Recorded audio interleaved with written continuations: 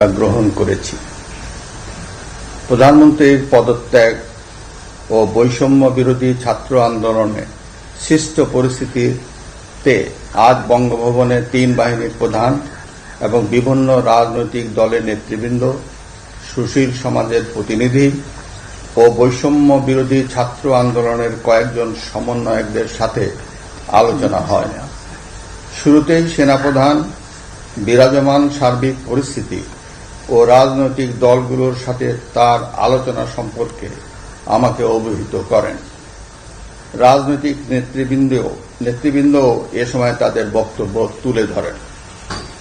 সভায় বৈষম্য বিরোধী ছাত্র আন্দোলনের নিহত শহীদদের স্মরণে শোক প্রস্তাব গৃহীত হয়।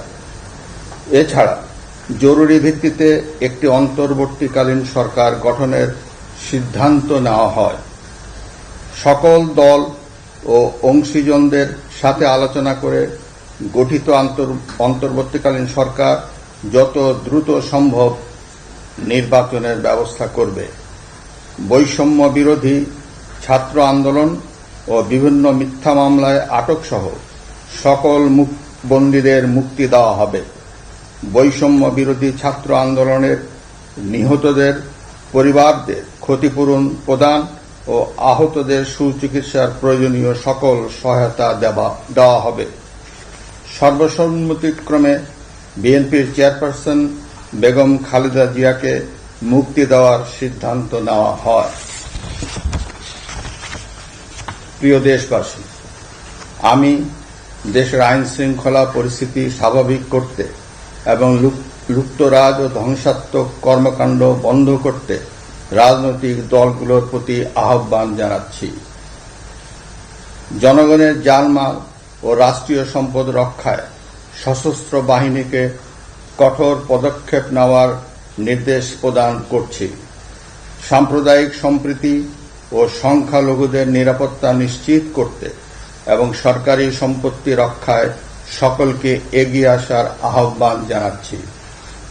দেশের অর্থনীতি, প্রশাসন ও শিল্প কল কারখানা চালু রাখার লক্ষ্যে সকলকে কার্যকর ভূমিকা রাখার আহ্বান জানাই।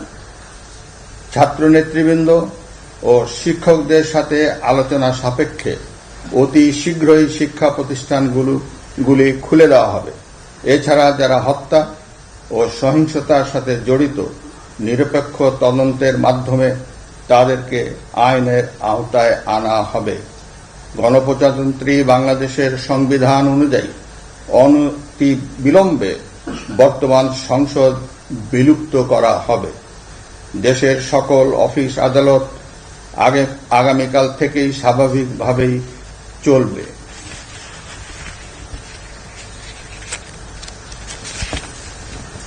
প্রিয় দেশবাসী, আসুন আমরা দেশকে বাঁচাতে একযোগে কাজ করি। পারস্পরিক হিংসা বিদ্বেষ ভুলে ও প্রতিহিংসার ঊর্ধ্বে উঠে দেশকে এগিয়ে নিতে নিজ নিজ অবস্থান থেকে ভূমিকা রাখার জন্য আমি বিনয়ের সাথে আপনাদের প্রতি অনুরোধ করছি। একটি সুন্দর ও সোনালী ভবিষ্যতের প্রত্যাশায় আমরা এগিয়ে যাব ইনশাআল্লাহ। মহান আল্লাহ আমাদের সহায় হন। খোদা হাফেজ। বাংলাদেশ চিরজীবী হোক।